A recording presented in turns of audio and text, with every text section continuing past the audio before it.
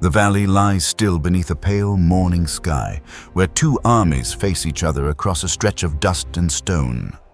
Yet not a single sword is raised, not a single step taken, as if time itself has chosen to hold its breath. At the center of this silence stands a figure too large to ignore, a warrior wrapped in bronze and shadow, whose voice rolls like distant thunder as it echoes between the hills, challenging, mocking, daring anyone to answer. For 40 days, his words have struck harder than any weapon, pressing down on the hearts of soldiers who once believed themselves chosen, until courage has thinned into hesitation, and hesitation into fear. No one moves, not because they lack strength, but because something deeper has been shaken loose, something invisible yet heavier than armor. And then, into this stillness, where even kings remain quiet, a boy steps forward, carrying no blade, wearing no armor, his hands empty except for the tools of a shepherd's life, and yet his eyes hold something the others have lost. He does not look like a warrior, nor does he speak like one, but there is a quiet certainty in him that does not bend beneath the weight of what stands before him. He is not supposed to be here, and yet he walks as if he belongs to this moment more than anyone else. As if the outcome of this standoff has already begun to shift simply because he refuses to see it the same way. The valley of Elah stretches wide beneath the rising sun, its dry earth carved into two opposing ridges where armies gather like storm clouds poised to collide, yet neither dares to break the tension that hangs thick in the air. On one side stands Israel, a people once defined by bold victories and unwavering trust, now weighed down by uncertainty as their king, Saul, watches from a distance, his towering presence diminished by a silence he cannot overcome. Across from them, the Philistines move with a different energy, their ranks steady and assured, their confidence anchored in a single figure who steps forward each day as if the outcome of war has already been decided. Goliath emerges like a living monument of iron and defiance, his armor catching the light with every movement, his sheer size turning him into something more than a man and less than a myth, as though fear itself has taken form and learned to speak.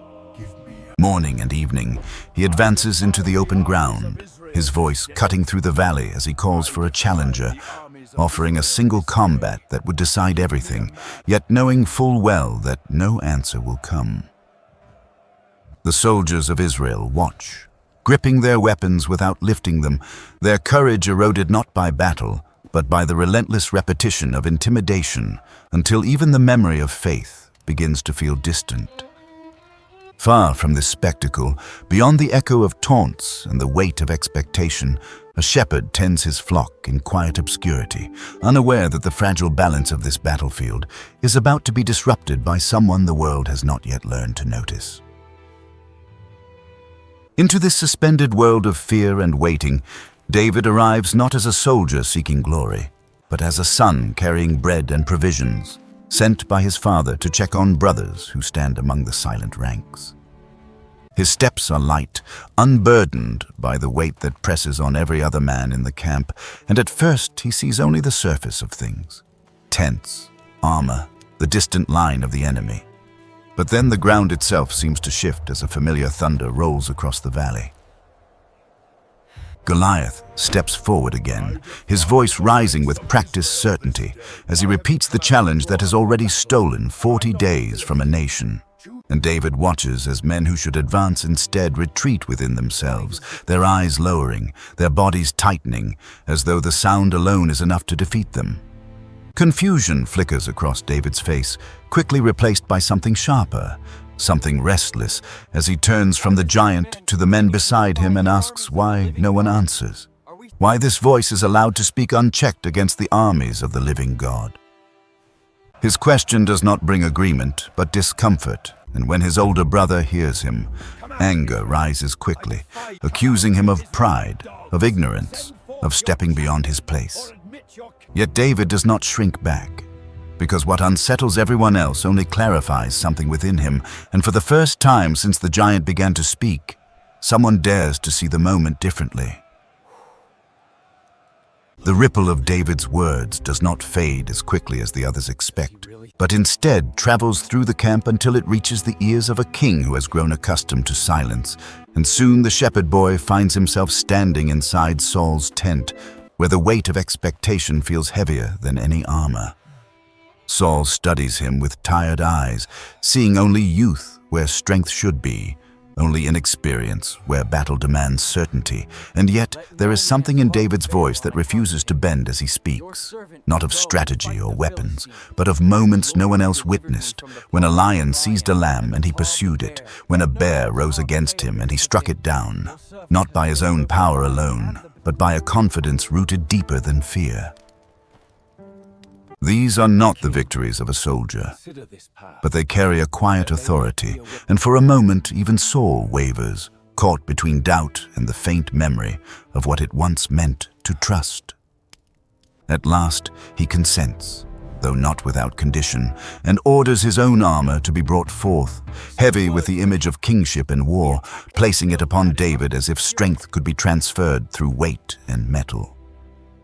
But the moment David moves, it becomes clear that what was meant to prepare him instead restrains him, every step slowed, every motion unnatural, until he pauses and removes it all, choosing instead the simplicity he knows, a staff in hand, a sling at his side, and 5 smooth stones drawn from a nearby stream.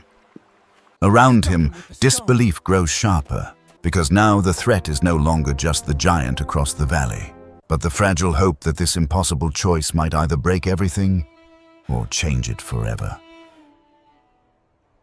With the weight of borrowed armor left behind and the murmurs of doubt trailing him like shadows, David steps out from the safety of Israel's line and into the open valley, where the distance between fear and faith narrows with every stride he takes. Behind him, the army watches in strained silence, some with pity, others with quiet regret, as though they are witnessing not a challenge, but a sacrifice unfolding too late to stop. Across the field, Goliath turns, his massive frame shifting with slow amusement as he takes in the sight before him, and what begins as curiosity quickly hardens into scorn, his laughter carrying across the valley as he mocks the absurdity of a boy sent to face him. The giant's voice rises, thick with insult and certainty, each word meant to crush what little resolve might exist. Yet David does not falter, nor does he answer with anger, because his focus rests beyond the man in front of him. Instead, he speaks with a clarity that cuts through the noise, declaring that the weapons of war do not decide this moment, that the outcome belongs to something greater than strength, and in that declaration, something irreversible takes hold. There is no retreat left in him now, no second thought to grasp, because the moment has crossed into certainty, and from here, only one path remains: forward.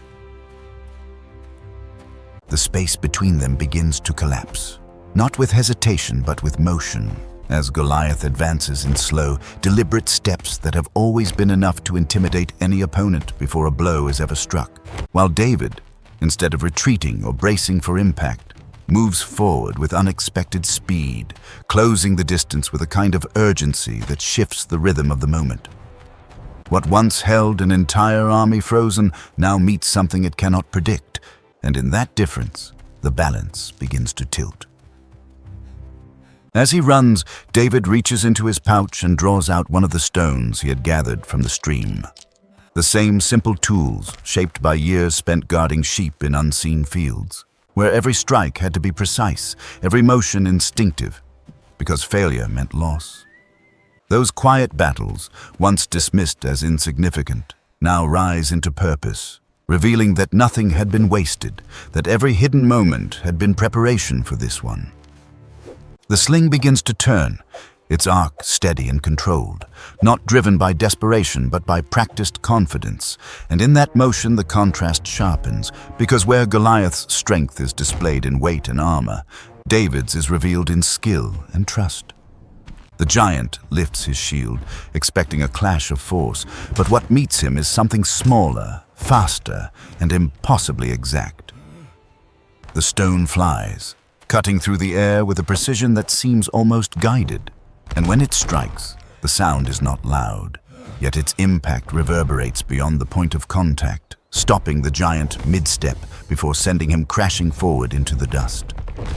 In that instant, what had been built over 40 days of fear unravels completely as the figure who embodied certainty collapses, and the impossible gives way to something undeniable. For a heartbeat, the valley holds its breath again, as if unsure whether what has just happened can truly belong to reality, because the giant who had defined fear itself now lies motionless in the dust. His massive form no longer a threat but a question no one yet knows how to answer.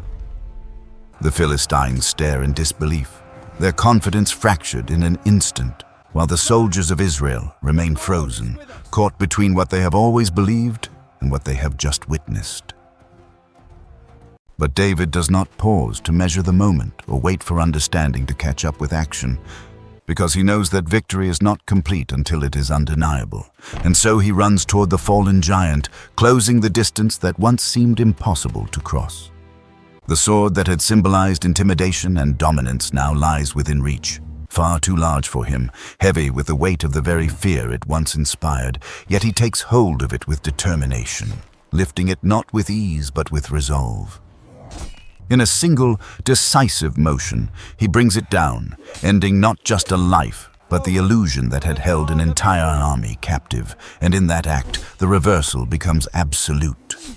The weapon that once threatened Israel now seals its deliverance, and the shift ripples outward with unstoppable force. As the Philistines break ranks and turn to flee, their certainty shattered, while behind David, the same men who had stood in silence surge forward with renewed strength. Fear changes sides, and courage, once absent, spreads like fire, because it only ever needed one moment, one voice, one act to remind a nation who they were. The echoes of battle begin to fade, replaced by a different kind of sound, one shaped not by fear or defiance, but by the steady realization that something irreversible has taken place, something far greater than a single victory in a valley of dust. Where silence once carried dread, it now carries awe, as soldiers who had stood paralyzed only moments before move freely again, their steps no longer restrained by the weight that had held them back. David walks back through the lines, no longer unnoticed, yet unchanged in the way he carries himself, as though the magnitude of what has happened belongs not to him, but to something beyond him. The armor he refused remains behind, a quiet reminder that what the world calls strength is not always what delivers, while the sling and the stones, simple and unremarkable, now hold a meaning no one can ignore. Saul watches closely, not just at the boy who has returned, but at the shift within his people, because what has been restored is not merely confidence in battle, but memory of who they are and of the power they had almost forgotten. The valley itself feels different now, no longer defined by the voice that once dominated it, but by the truth that remains after it has fallen. What changed was not the size of the giant, but the way he was seen, and in that change, everything else followed. Long after the dust of that valley settles and the echoes of that battle fade into memory, the story continues to move, carried not by armies or kings, but by the quiet retelling of a moment when everything shifted because one person refused to agree with fear. Generations will look back on that day and see more than a fallen giant, because what truly changed was not the outcome of a fight, but the pattern of how impossibility is understood. Goliath does not remain in the past because he was never only a man, but a form that returns in different shapes, fear that paralyzes, voices that diminish, circumstances that stand too large to confront, appearing again and again wherever doubt is allowed to grow unchecked. And just as before, many will stand at a distance, measuring the odds, listening to the noise, waiting for someone else to move first. Yet the deeper truth of that moment refuses to disappear because it reminds us that the turning point is rarely found in overwhelming strength, but in a perspective that sees beyond it, in a faith that acts before certainty is visible. The unseen preparation, the quiet endurance, the battles no one applauds. These are not wasted, but are shaping something that will one day stand in the open. And when that moment comes again, as it always does, the question will not be how great the giant appears, but who is willing to step forward and see it differently. Because that difference is where destiny begins to change.